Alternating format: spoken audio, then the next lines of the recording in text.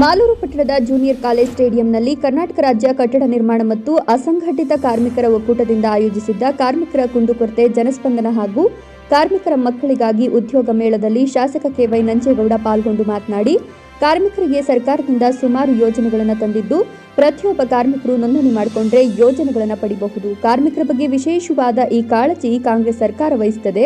ಇನ್ನು ಕಾರ್ಮಿಕ ಇಲಾಖೆ ಅಧಿಕಾರಿಗಳು ಸರಿಯಾಗಿ ಕಾರ್ಮಿಕರ ಯೋಜನೆಗಳಿಗೆ ಸ್ಪಂದಿಸ್ತಾ ಇಲ್ಲ ಅಂತ ಕೇಳಿ ಬಂದಿದೆ.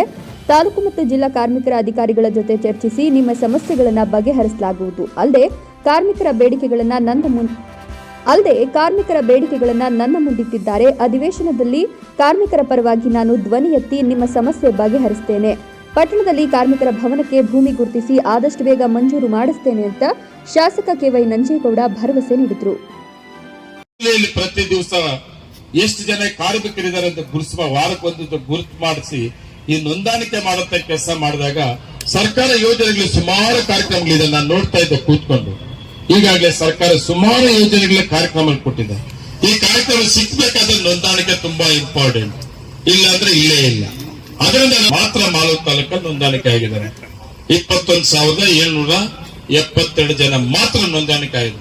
ಕಾರ್ಮಿಕರು ನನ್ನ ಪ್ರಕಾರ ಸುಮಾರು 50% ಮೇಲೆ ಬರ್ತಾರೆ. 50 ಅಲ್ಲ 60% ಬಂದರೂ ಕೂಡ ದೊಡ್ಡದೇನಲ್ಲ.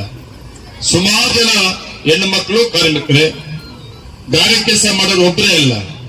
ಸುಮಾರು ಜನ ಅವನ್ನ ನೀವು ಮಾಡಿದ್ರೆ ತುಂಬಾ ಅನುಕೂಲ ಆಗ್ತದೆ. ಸುಮಾರು ಯೋಜನೆಗಳ ಕಾರ್ಯಕ್ರಮಗಳು ಇನ್ನು ಮುಂದೆ ಸರ್ಕಾರಗಳು ಕೂಡ ಕಾರ್ಮಿಕರ ಬಗ್ಗೆ ವಿಶೇಷವಾದ ಕಾಳಜಿ ವಹಿಸ್ತದೆ. ಈ ಸರ್ಕಾರ ಅವ್ರಿಗೆ ಏನಿದೆ, ತಾವು ಅಧಿಕಾರಿಗಳು ಸರಿಯಾಗಿ ಕೈಗೆ ಸಿಕ್ಕೋದಿಲ್ಲ ಅಂತ ನಾನು ಮಾತಾಡ್ತೀನಿ.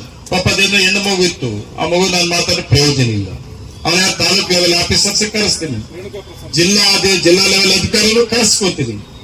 ನಮ್ಮ ಜಿಲ್ಲೆಯಲ್ಲಿ ನೋಂದಾಣಿಕೆ ಮಾಡೋದ್ರಲ್ಲಿ ಯಾವ ತಾಲೂಕು ಎಷ್ಟಿದೆ, ಮಾಲೂರು ತಾಲೂಕು ಎಷ್ಟಿದೆ, ಎಷ್ಟು ಜನ ಕಾರ್ಮಿಕರಿಗೆ ಕೆಲಸ ಮಾಡ್ತಾರೆ, ಸರ್ವೆ ಮಾಡಿದಿರಾ, ಆ ಸರ್ವೆ ನಿಮ್ಮ ರಿಪೋರ್ಟ್ ಇದೆಯಾ, ಸರ್ವೆ ರಿಪೋರ್ಟ್ ಇದೆ, ಎಷ್ಟು ಜನಕ್ಕೆ ನೀವು ನೋಂದಾಣಿಕೆ ಮಾಡ್ಕೊಂಡಿದ್ದೀರಿ, ಇದನ್ನ ನಾನು ಡೀಪ್ ಆಗಿ ನಾನು ಕರೆಸಿ ಮಾತಾಡುವಂತ ಕೆಲಸ ನಾನು ಮಾಡ್ತೀನಿ. ಸರ್ಕಾರ ಕೂಡ ಅಷ್ಟೇ. ನಾನು ಕೆಲವು ವಿಷಯಗಳು ನಿಮ್ಮ ಡಿಮ್ಯಾಂಡ್ಸ್ ಅಲ್ಲಿ ನಾನು ಇಟ್ಕೊಂಡಿದ್ದೀನಿ.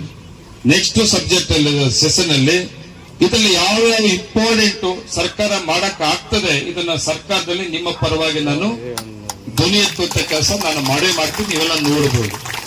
ಮಂತ್ರಿಗಳಿಗೂ ಮಾತಾಡ್ತೀನಿ. ಹೇಳಿದ್ರಿ ಸುಮಾರು ನಿಮ್ಮ ಡಿಮ್ಯಾಂಡ್ಸ್ 21 ಡಿಮ್ಯಾಂಡ್ಸ್ ಇದೆ ಅಂತ ಹೇಳಿದ್ರಿ. 21 ನಾನು ಮಾಡ್ತೀನಿ ಅಂತ ಆಗಲ್ಲ. ಅದರಲ್ಲಿ ನಮ್ಮ ಸರ್ಕಾರದ ಮುಂದೆ ನಾನು ಯಾವುದು ಪ್ರಸ್ತಾಪ ಮಾಡಬಹುದು ಅದನ್ನೆಲ್ಲ ಕೂಡ ನಾನು ಯಾವ ಮಾಡಕ್ಕಾಗ್ತದೆ ಅದನ್ನ ನಾನು ಮುಖ್ಯಮಂತ್ರಿಗಳು ಮತ್ತೆ ಮಂತ್ರಿಗಳು ಕೂಡ ನಾನು ಸರ್ಕಾರ ಗಮನ ತರುವಂತ ಕೆಲಸವನ್ನು ನಾನು ಮಾಡ್ತೀನಿ. ವಾಪಸ್ ಕಳಿಸಿದ್ ನಮ್ಮ ಮನೇಲಿ ಇಲ್ಲ. ಇವತ್ತು ಕೂಡ ಅಷ್ಟೇ ನಾನು ನಿಮ್ ಜೊತೆಲಿ ಇರ್ತೀನಿ. ಅದು ಯಾವುದೇ ಏನೇ ಕಾರ್ಯಕ್ರಮಗಳಿದ್ರು ಕೂಡ ನನ್ನ ಸರ್ಕಾರ ಸಹಕಾರ ತಗೊಂಡು ನಾನು ಮಾಡಿಕೊಡ್ತೀನಿ ಅಂತ ವಿಶೇಷವಾಗಿ ಹೇಳಿ ನಾನು ಮಾತು ಕೊಟ್ಟಿರ್ತೀನಿ. ಆದಷ್ಟು ಬೇಗನೆ ನೀವು ಪದಾಧಿಕಾರಿಗಳು ಏನಿದೆ ನಾನು ಮೀಟ್ ಮಾಡ್ರಿ, ನಿಮ್ಗೆ ಜಾಗವನ್ನ ಗುರುತಿಸುವಂತ ಕೆಲಸ ಮಾಡ್ತೀನಿ. ಆ ಜಾಗ ಮಂಜೂರಾತಿ ಮಾಡಿಸ್ಕೊಡ್ಬೇಕಾದ್ರೆ ಯಾವ ರೀತಿ ಮಾಡಬೇಕು ಅಂತ ನಾನು ಪ್ಲಾನ್ ಮಾಡ್ಕೊಡ್ತೀನಿ. ಇವತ್ತು ಸಭೆ ಮುಂದಿನ ವರ್ಷ ಸಭೆಯಲ್ಲಿ ಇದು ಏನ್ ಪ್ರೋಗ್ರೆಸ್ ಅಂತ ಹೇಳುವಂತ ಕೆಲಸ ಕೂಡ ನನ್ನ ಕಡೆಯಿಂದ ಏನಾಗಿದೆ ಅಂತೇಳಿ ಹೇಳುವಂತ ಅವಕಾಶ ನಾನು ತಗೊಂತೀನಿ. ಆದ್ರೆ ನೀವು ನನ್ನ ಹಿಂದೆ ಬೀಳಬೇಕು. ಹಿಂದೆ ಬಿದ್ರೆ 100% ಸಕ್ಸಸ್ ಆಗ್ತೀರಿ. ಆ ಜೊತೆಗೆ ನನ್ನ ತಾಲೂಕು ಅಧಿಕಾರಿಗಳಿಗೆ ಹೇಳ್ತೀನಿ, ಸೀರಿಯಸ್ ಆಗಿ ಈ ಕಾರ್ಮಿಕರ ನೋಂದಾಣಿಕೆ ಮಾಡುವಂತದ್ರಲ್ಲಿ ನೀವು ತುಂಬಾ ಜವಾಬ್ದಾರಿ ಇರ್ತದೆ. ಆ ಜವಾಬ್ದಾರಿಯಿಂದ ನೀವು ಕೆಲಸ ಮಾಡ್ಲಿಲ್ಲ ಅಂದ್ರೆ ಈ ಸರ್ಕಾರ ನಾನು ಕೂಡ ಸಹಿಸೋದಿಲ್ಲ ಅಂತ ಹೇಳಿ ಮಧುಸೂದನ್ ಹೇಳ್ತಾವ್ರೆ. ನಮ್ಮ ಕಾಂಗ್ರೆಸ್ ಸರ್ಕಾರ ಬಂದ ಮೇಲೆ 5 ಗ್ಯಾರಂಟಿಗಳ ಸಮಾವೇಶಗಳನ್ನ ಮಾಡ್ತಾ ಇದ್ವಿ. ಈಗಾಗಲೇ ಮಾಸ್ತಿ ಹೋಬಳಿ ಆಯ್ತು, ಮತ್ತೆ ಲಕ್ಕೂರು ಹೋಬಳಿ ಆಯ್ತು.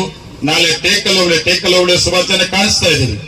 ನಾಳೆ ಕೂಡ ನೀವು ಆ ಸಮಾವೇಶದಲ್ಲಿ ಬಂದು ಭಾಗವಹಿಸ್ರಿ. ಲಕ್ಷ್ಮೀ ಹೆಬ್ಬಾಳ್ಕರ್ ಕೂಡ ಆ ಕಾರ್ಯಕ್ರಮ ಭಾಗವಹಿಸ್ತಾ ಇದ್ದಾರೆ. ಮತ್ತೆ 12ನೇ ತಾರೀಕು ಕೂಡ ಮಾಲೂರಲ್ಲಿ ಹಮ್ಮಿಕೊಂಡಿದ್ವಿ. ಜಿಲ್ಲಾ ಮಂತ್ರಿಗಳು ಬರ್ತಾ ಇದ್ದಾರೆ, ಸುಮಾರು ಜನ ಮಂತ್ರಿಗಳು ಬರ್ತಾ ಇದ್ದಾರೆ, ಉಮಾಶ್ರೀ ಅವರು ಬರ್ತಾ ಇದ್ದಾರೆ, ಸುಮಾರು ಜನ ಮುಖಂಡರು ಬರ್ತಾ ಇದ್ದಾರೆ.